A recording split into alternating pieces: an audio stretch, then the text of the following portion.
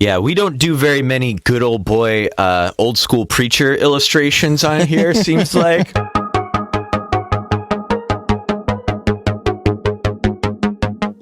hello everyone, and welcome to the Bible Geeks Weekly Podcast. This is episode 25. I'm Brian Sheely. And I'm Ryan Joy. And thanks so much everyone for tuning in. We've got a jam-packed episode here today. We're only doing jam-packed episodes lately. Always jam-packed. And we're going to be answering the question today, what do you want? So we'll get into that in just a little bit. But before we get into our Jesus Said segment, again, as we mentioned last episode, we are starting a brand new project that we're calling Bible Geeks Daily Download. It's going to be a brand new podcast. It's already available. So if you go to biblegeeks.fm/daily, you can sign up to receive that. You can also go to our website. You can watch the videos. You can read the articles. We're going to be releasing a little 3 to 4 minute clip every single weekday starting August 1st. So 1 week from now. And you can sign up to get the text in an email too. If you go to the bottom of our website, you can find a little sign-up sheet there, and we will ship you, free of charge, a little Bible insight every single weekday. So definitely sign up for that if you're interested. But now let's jump into our Jesus Said segment, and you've got a verse for me this week? I do. So we're in John chapter 20 with this one, staying in the book of John. Okay. And let's start in verse 11. But Mary stood weeping outside the tomb, and as she wept, she stooped to look into the tomb, and she saw 2 angels in white, sitting where the body of Jesus had lain, one at the head and one at the feet. They said to her, "Woman, why are you weeping?" She said to them, "They have taken away my Lord, and I do not know where they have laid him." Having said this, she turned around and saw Jesus standing, but she did not know that it was Jesus. And Jesus said to her, "Woman, why are you weeping? Whom are you seeking?" Supposing him to be the gardener, she said to him, "Sir, if you have carried him away, tell me where you have laid him, and I will take him away." And Jesus said to her, "Mary." She turned and said to him in Aramaic, "Rabboni," which means teacher. So what do you think? This is one of those interesting times after Jesus is raised. He's kind of a mischief maker after he comes back from the dead. Very mysterious, too. He is very mysterious. He's sneaking up behind people. He's hiding in plain sight, as he's there with the 2 men on the road and they don't know who he is, and he's being real quiet about things. Mm-hmm. And I love that Jesus asks questions that he already knows the answer to. Yeah, he does that a lot. Like, we ask questions because we don't know the answer most of the time. But Jesus is asking a question that he certainly knows the answer to. And so for me, it highlights the fact that Jesus is leading us through our own thought process. He's leading us to consider what it is that we really want, what it is that we really think.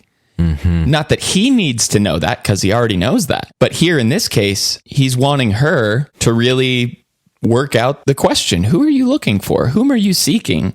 It speaks to the power of questions and, like you say, a different purpose for questions than just to find out an answer, but the power of planting a seed in someone else's heart or creating this hanging, unsettled loop, in someone's mind. It's like whenever you ask a question, if you just yell out a question in any room, everybody is going to start thinking about that question and try to figure it out. I feel like we've talked about that early on in this podcast, but I've long been a lover of questions, and what you said really makes me think about how Jesus uses questions. And really, besides stories, questions seem to be his favorite way of teaching, which when you think about a question, it's not really teaching anything. Mm-hmm. It's more like leading or coaching or guiding or mentoring or, this discipleship leader where we are following and he is directing by questions. You ever watch the Olympics and watch curling? Oh, yes. Yes, yes. I love any sport where you can use a broom and sweep in order to win a sport and get a gold medal. But, whenever you go curling, somebody has that curling stone that they're sliding across the ice, and then somebody else is taking a broom and creating friction. They're guiding, they're getting things out of the way.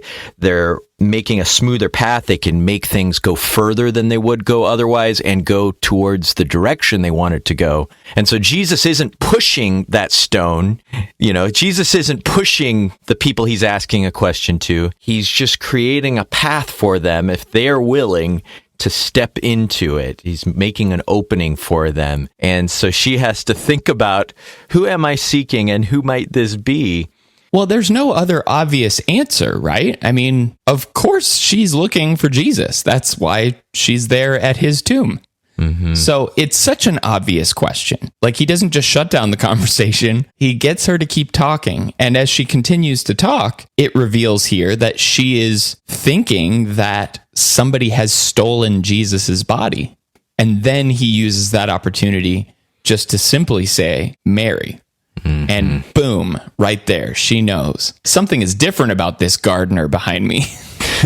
You know what it makes me think of is that the sheep know the shepherd's voice, and the shepherd knows the sheep by name. He knows each one, and he just says her name, and she gets it.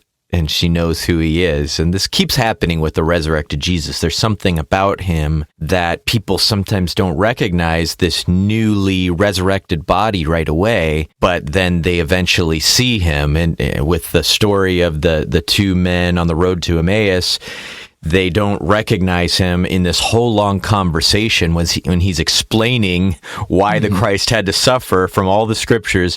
And then they sit down to eat with him. He breaks bread and they recognize him, and then he disappears. Yeah. So this kind of thing keeps happening. But in this case, just imagine Jesus saying your name, and immediately, I know who this is. Well, and this is not the only time that Jesus asks this question. Yeah. Whom are you seeking, or what are you seeking, or what do you want? So as we continue this conversation from the Jesus Said segment, let's get into our second segment, which is Here's Your Sign. Here's your sign. We're continuing to look through the miracles of Jesus recorded in the book of John, and here we are at our third miracle, which is Jesus healing a lame man. And through the process of this miracle, he asks this same question again. In chapter 5 of the book of John, we see that there's a Jewish feast going on. Jesus then goes to Jerusalem to be a part of this feast.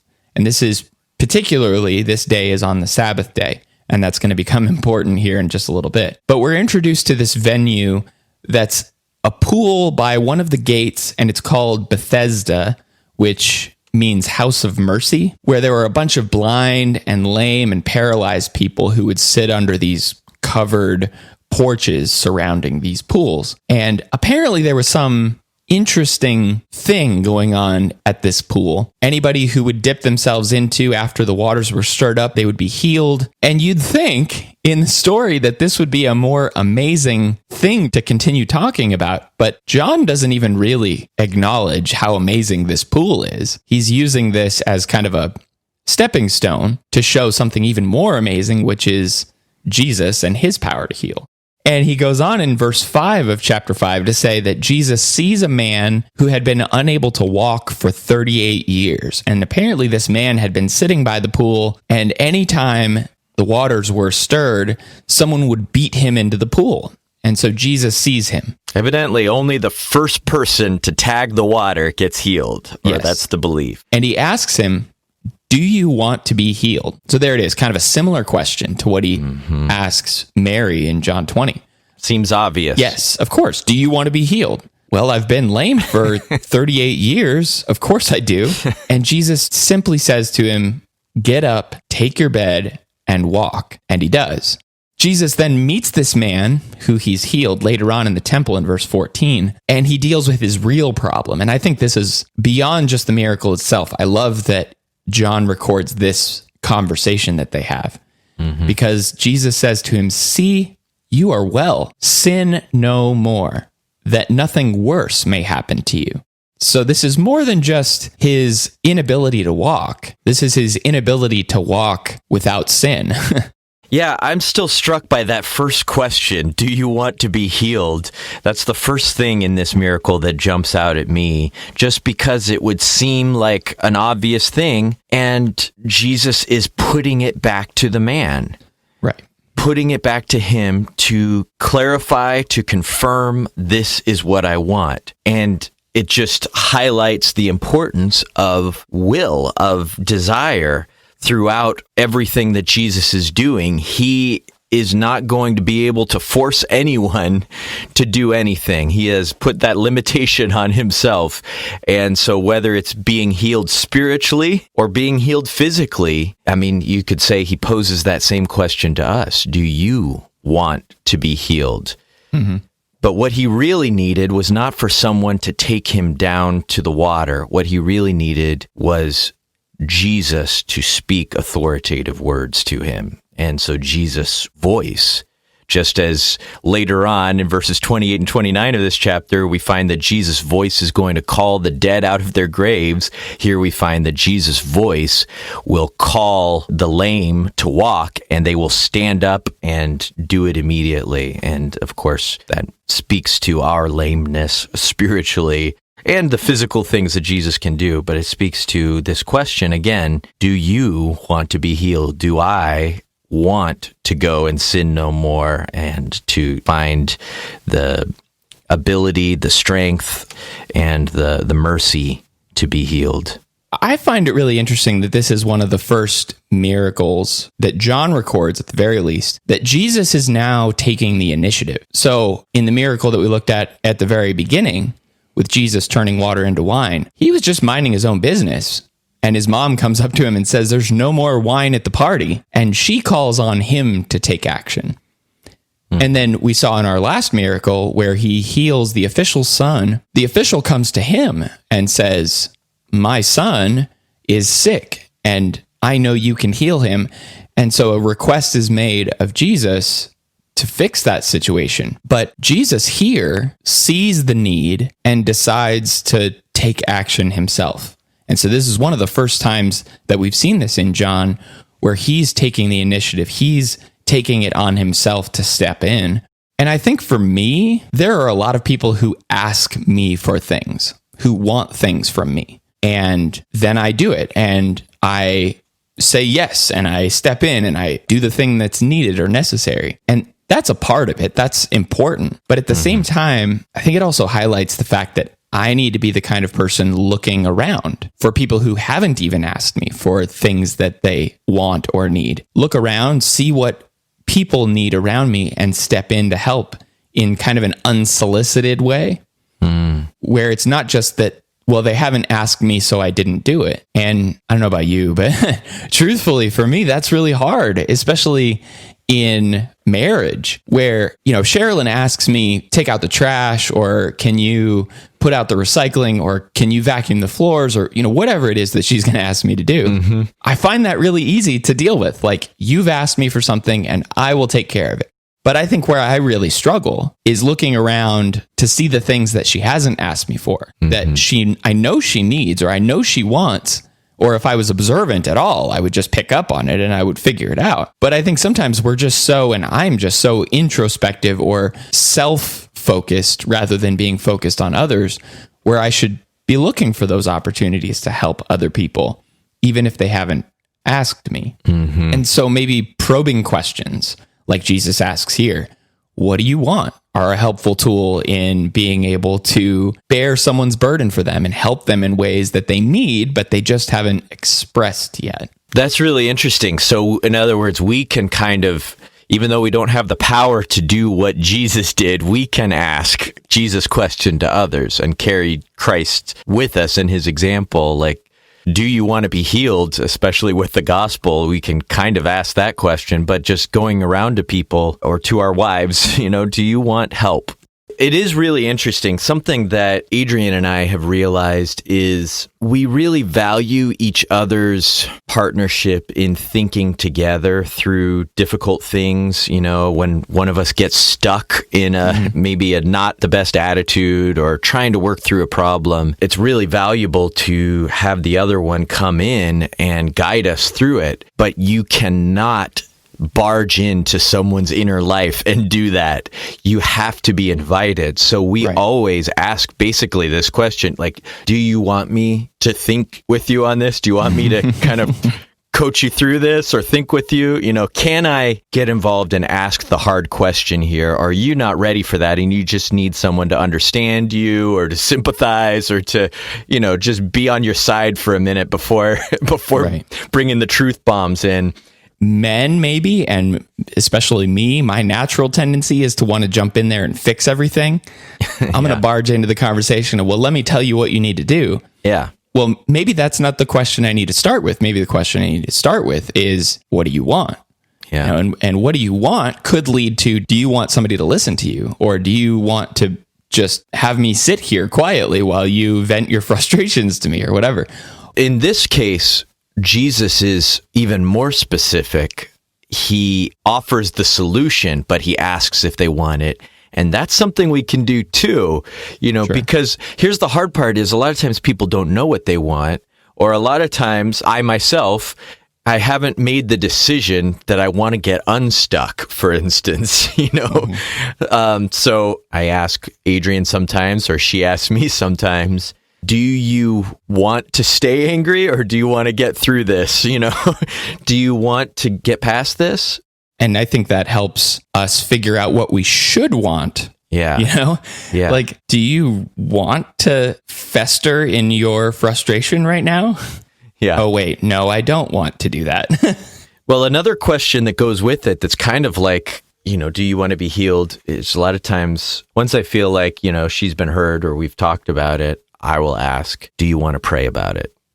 And what I'm really asking is, are you ready to pray about it yet? Because I know we're going to pray about it because that is the pathway to starting to move forward, is getting the Lord involved. So yeah, this question, what do you want? What are you seeking? There's a critical word there, want, seek. What is at the heart of that? That's where we're going to go in our next segment, which is heavy words. Whoa, this is heavy. There's that word again, heavy. Why are things so heavy in the future? Is there a problem with the Earth's gravitational pull? So we're going to look at this word, fellow, which is translated here as want. And there's a few other words throughout the Bible that are companion words to this one. And I think it'd be a useful conversation, hopefully, to talk about this word itself and then figure out some of the places that it's used and really just dial this into, what do I want? Yeah. So what does the word actually mean, this word fellow? Yeah, so this word fellow means want, you know. It can mean to want, it can mean what you purpose, what you will, what you're aiming for, what you're deciding, and it can mean what you enjoy, what you take pleasure in. But at its core, it's what I want. And then the partner word that goes with it throughout the book of John is this word zeteo, which means to seek, which, you know, that can also mean to want or to ask for something, because you seek what you want. And so Jesus keeps asking people these questions, as we saw with Mary, whom are you seeking? Zeteo. And with this guy right here, this paralytic, what do you want? Do you want me to heal you? That's thelo. And this goes all the way back to John 1:38, where we see Jesus first ask disciples, what do you want? Or what are you seeking? And that's zeteo. So if you think about this idea of wanting, what key verses come to mind for you? Well, John 15, in verse 7, Jesus says, if you abide in me and my words abide in you. And again, abide is another one of those loaded words. Oh, yeah. But if you abide in me and my words abide in you, ask whatever you wish, and it will be done for you. By this, my Father is glorified, that you bear much fruit and so prove to be my disciples. Mm-hmm. So really connecting with what it is that we wish, what it is that we want. Mm-hmm. On a very surface level, it almost feels like a genie in a lamp, you know? you kind of get that same language or that same idea. Make a wish, whatever you wish. Exactly. That is not what this is about. God is not a genie in a lamp that we just rub and he gives us 3 things that we want. But there's something deeper here, and it really goes to where our desires line up and meet with what God wants and with what Jesus wants. Yeah, Jesus says that he will give life to whom he wishes. Right. And so whenever our desires line up with what Jesus desires, what the Father desires, then we will find more than just receiving our wish. We'll find the path that we should be on. And whenever we're on that path, then we have this authority from Jesus because we're doing everything in his name to ask and be given that help, that blessing that will forward us in his will, in those blessings, because our will and his will are aligned. We see very clearly what it is that his purpose was all about. We see very clearly what motivated him, what we should be motivated by. We see very clearly what righteousness is, what the right path is. Mm-hmm. And if we have a relationship with him, if we abide in him, and his words abide in us, then that is going to mold and change what we want. And I think that's a big, big thing we need to think about, is not just wanting what we want, but changing what we want and molding what we want to really fit with what God wants us to want. That is the idea that I have been just working with myself all year this year, and therefore I keep bringing it up to the congregation in my lessons, is this connection that Jesus keeps bringing home over and over again, this connection between what you are and what you seek.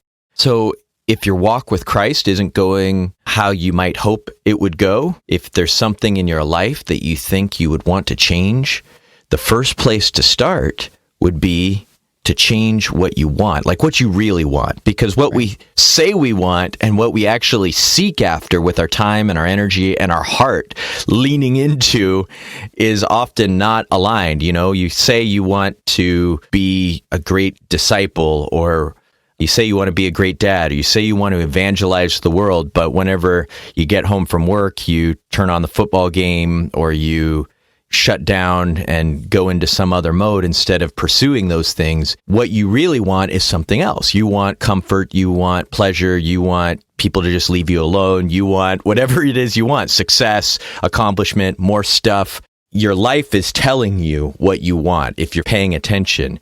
So then we have to come back to, what do I really want? And if Christ is abiding in me, if his presence is really with me everywhere I go, then he's going to begin to shape what I want, or I'm going to want more of him. He will be what I'm seeking, and therefore I will pursue the things that he wants. I think it'd be helpful here to look at John 7, verse 17, because Jesus says, if anyone's will is to do God's will, he will know whether the teaching, which he's referring to his own teaching, he will know whether the teaching is from God or whether I am speaking on my own authority. If you really line up your will with God's will, that's going to lead you to know whether Jesus is who he said he was. Mm-hmm.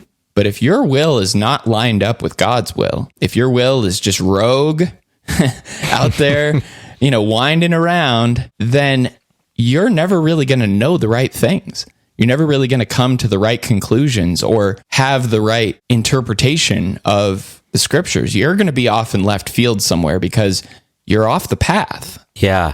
There's another insight in that verse that explains a lot to me, and it goes right in line with what you're saying. But it helps us understand something a lot of people ask is, why is it that only some people see and believe these things that Jesus is teaching, whenever, it would seem that God would want everyone to understand it, and people are reasonably intelligent. They should be able to understand it and come to faith in it.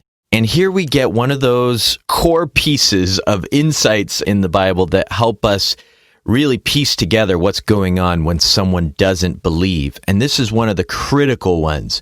What I usually want to do whenever I am trying to decide whether I want to believe and do something is I want to understand it first.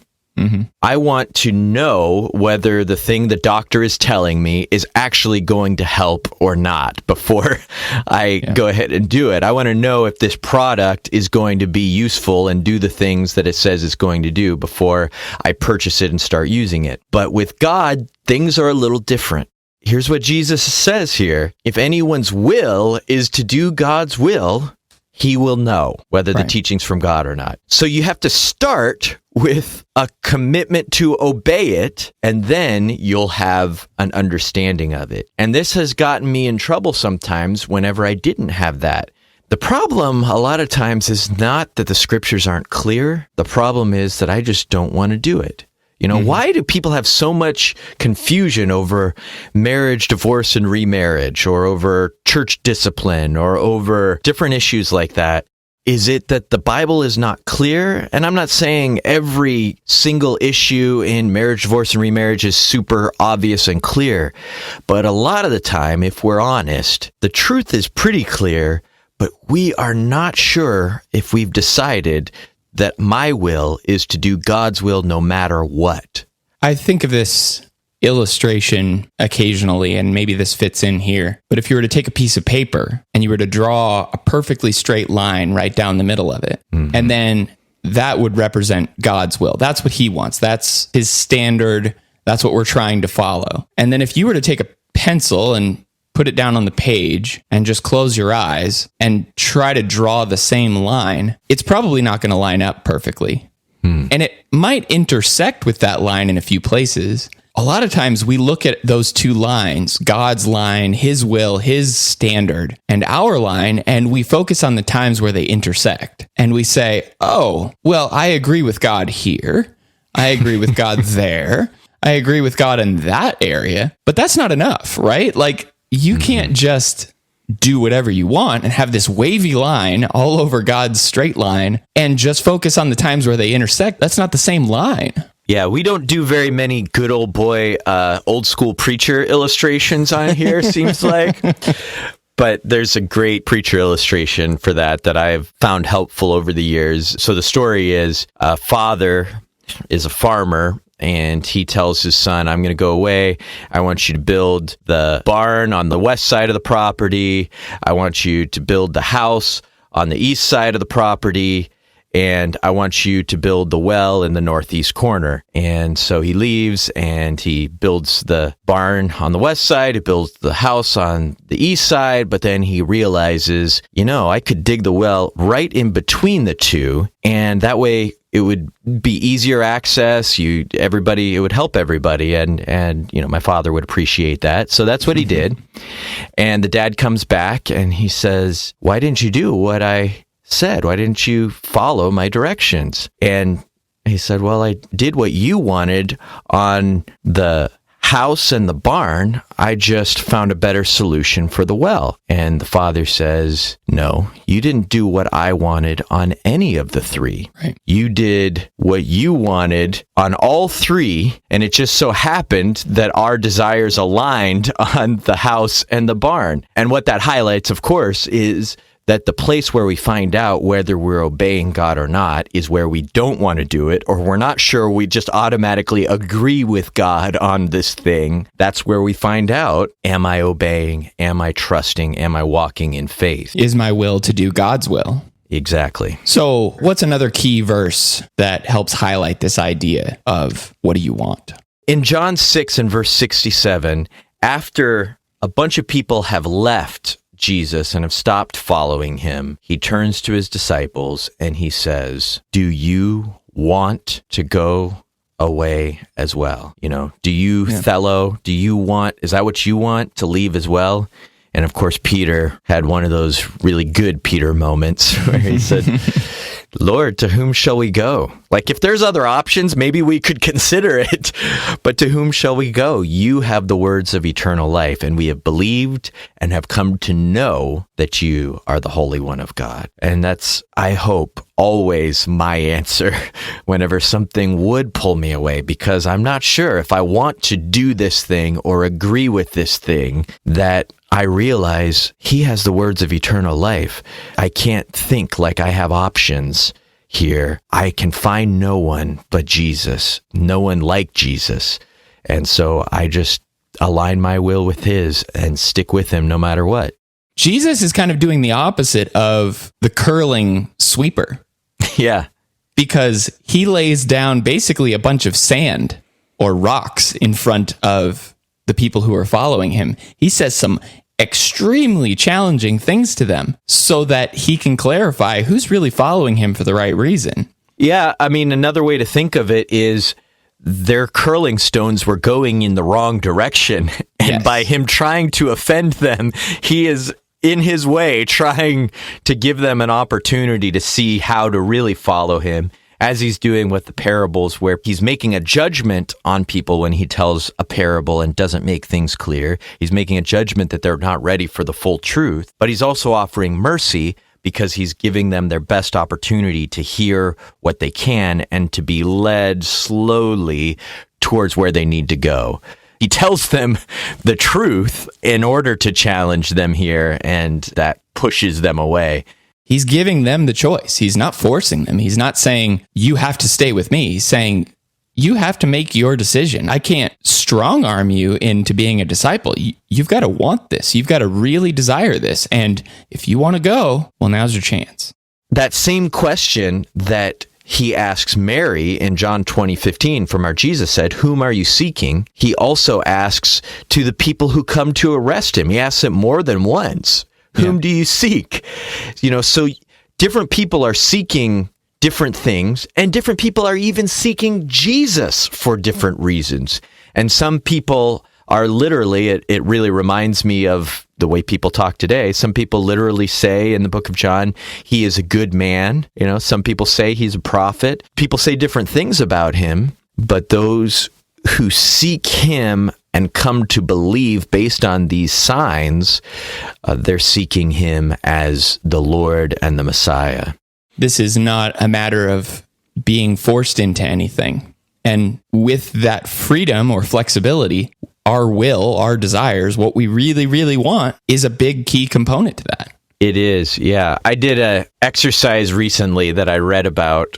Warren Buffett, one of the richest guys ever, went to his pilot and told him to make a list of the top 25 goals he has for his life. So it's kind of like asking, what do you want? Right.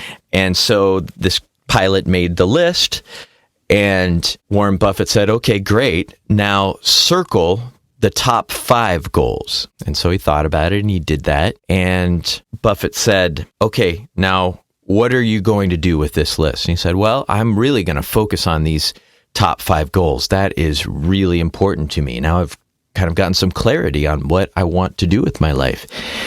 And Buffett said, okay, well, what about the other 20? I said, well, I'm going to focus on those too, but I just don't think I'll focus on them quite as much. I'm going to just work on all of these with a main emphasis on the top 5. Which sounds like what most of us do, because there's a lot of things we want. And Warren Buffett said, no, you misunderstood the exercise. Those 20 that you didn't circle are your avoid at all cost list.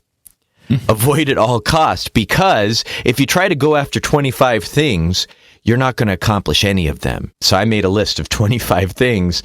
And by the time you get to 24, 25, it's kind of hard to think of some of those.